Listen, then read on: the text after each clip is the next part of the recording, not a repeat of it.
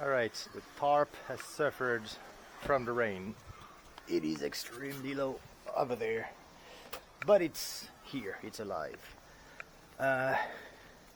The last time I've been out was with the buggy, which I didn't film because it was not working really well in the rain, but that's why there are those little bumps over there.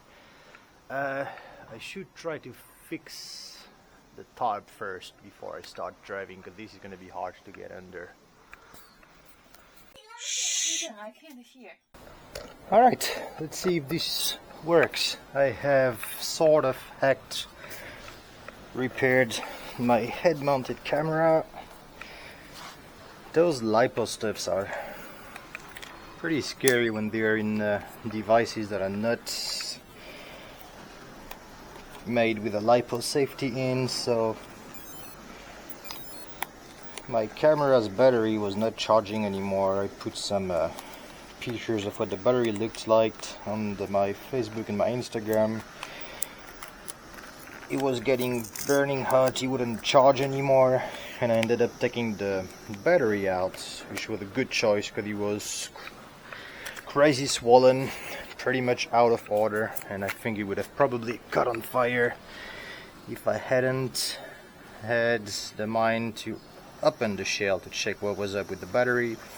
So, because you can't buy replacement for anything anymore, I just cut the battery out altogether. It's a one cell, so there is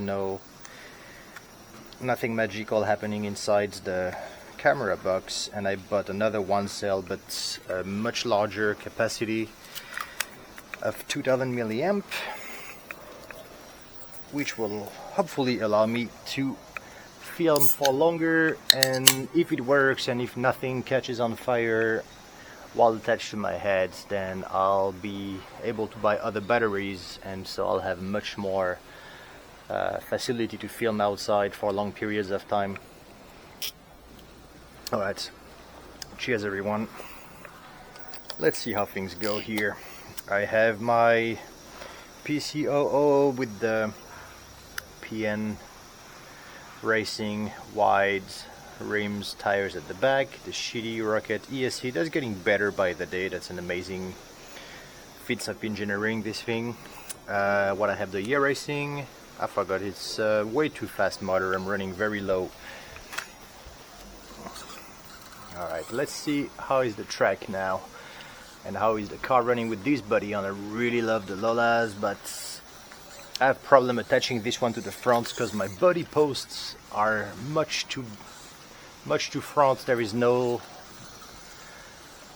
basically no space to attach the body at the front, so I have the two body posts at the rear, and I have a little bit of Velcro.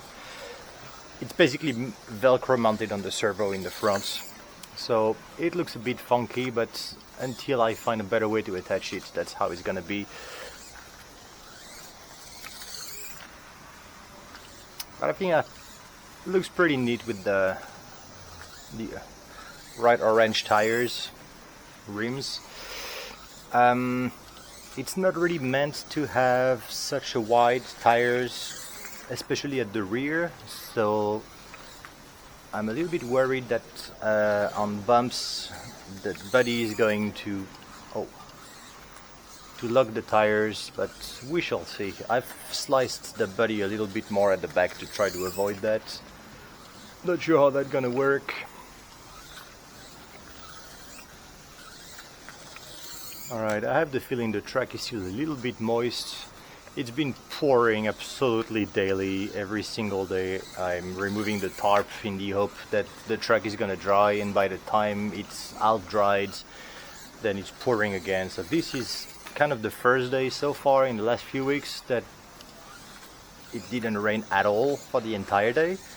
So the track is kind of dry, but it's still a little bit damp, just because I think we are at like 81 or 82% humidity in the air right now, so just everything is a sponge. It's pretty miserable. But driving on the grass, so far so good. The track it's held itself since I did the fixing last time. Yeah, as you can see, the tarp over there has just fell on the ground. It's actually the hook that I put into the wall that died. Let me show you what happened. So, these are the hooks that I put in the wall, and everything is attached with cables. And over here, the metal hook has snapped. Say hi to the truck cleaner over there. So the hook has actually failed. It was attached to this, so I'm gonna need to make a new hole in my concrete wall and plant a new hook. Other than that, this tarp is holding itself pretty well. Alright, let's get back to some bad driving here. Thinking about putting some plastic grass on the side here. It's actually pretty fun to go off the track and end up on the grass. The cars can kind of drive on there.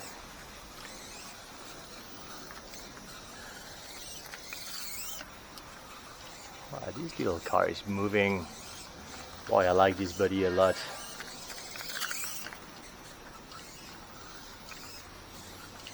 So I played a little bit with the layout last time when it was wet, and I was trying the GT24 from Charisma, which sadly is really hopeless. I was driving it because it was wet and I wanted to drive something, and it's not waterproof, but because the entire chassis is like a closed bucket, I thought that was going to be okay, which it was. It survived driving on the wet. It got a little bit tired quicker than usually, but that might have just been the state of the battery charge, I'm not sure. But the problem of this car is that the tires get slick very, very, very, very quickly, and there is very little low-end throttle control with the sensorless system in the car. So, sorry, let me dry the sweat from my old face.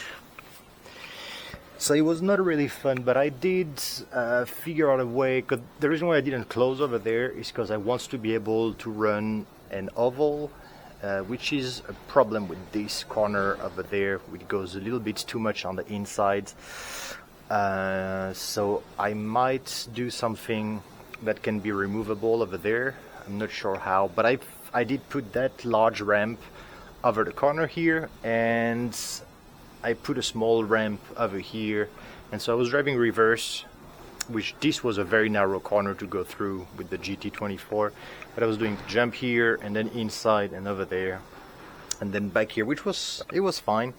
I did another one driving same way I'm driving with the on-road, but having a jump over there and then basically this corner in there. So it's a pretty good thing to leave the layout open over there. I'm thinking I'm just gonna cut some of my spare plastic grass to make those corners over there, so this way we can still go off track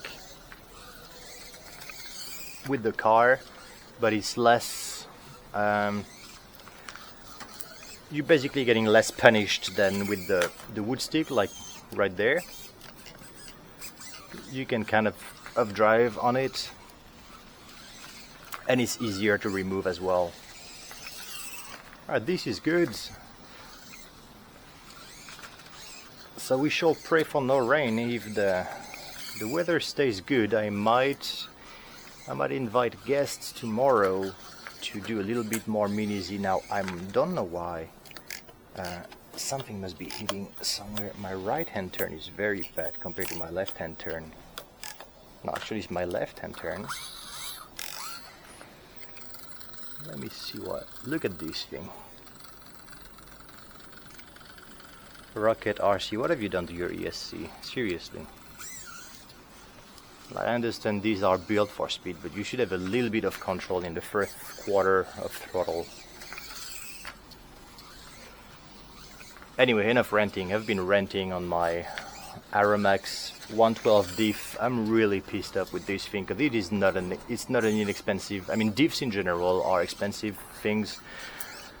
But that was, I don't know, 650 renminbi, so way too much for something that's basically I've crushed my can of Coke. You see the dangers of junk food. Yeah, the Aeromax diff is really unacceptable because, like, I've had some things when the tolerances were a bit off, but this is just an all-around piece of garbage. It just doesn't work at all, and it's a really expensive thing. So, oh, I don't know how much it would be in USD, but 650 is probably 650 RMB would be what? I have no idea. I don't know US dollars. It's too much. It's too much for what it is, and it's not like a quick fix when you can put a shim and everything is happy again. It's just all around bad design thing. I don't even know how. And this is the V2, which means they must have had a V1 that was worst, and that somewhat has some fixed features inside. So I have no idea how bad the first one was.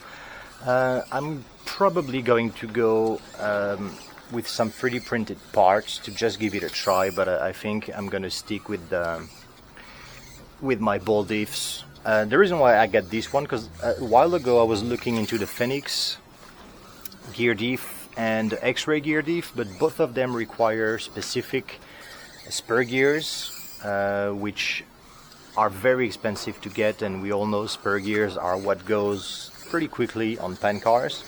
So I didn't want to get one of either, and this one was about half the costs, and now I know why, because it doesn't actually do its job. So hopefully with a bit of ingenuity and probably some 3D printing, I'm gonna end up having the diff working.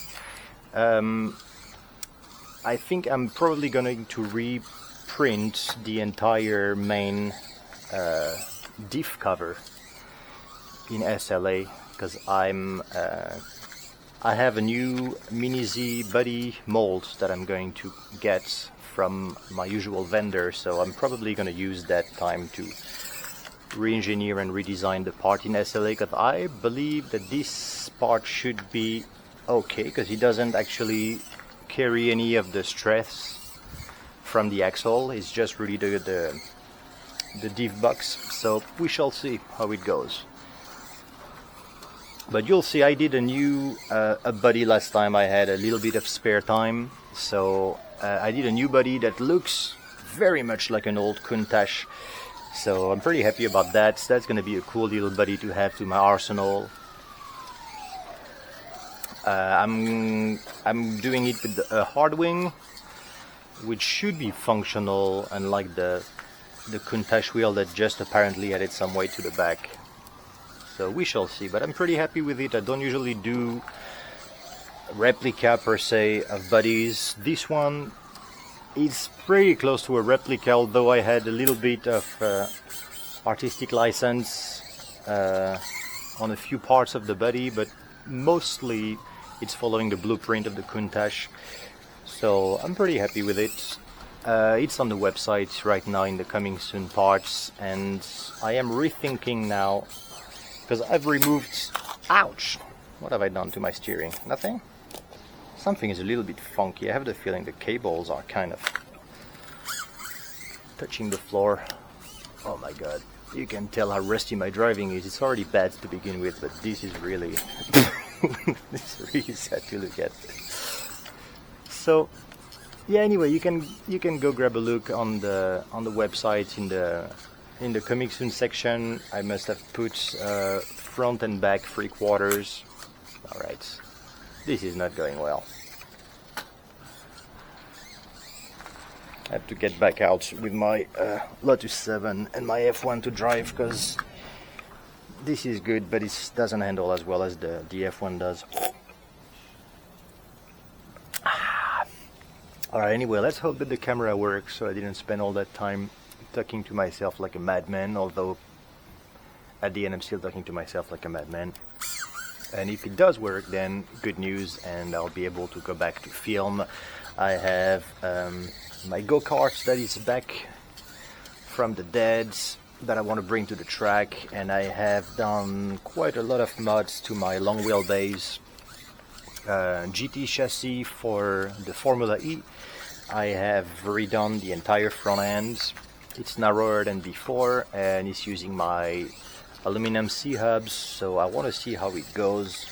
although I'm not very happy about the spring setup I have right now, so I'll change that first, and maybe if I feel like it, I'll be at the track tomorrow morning, especially if the weather didn't piss too badly everywhere.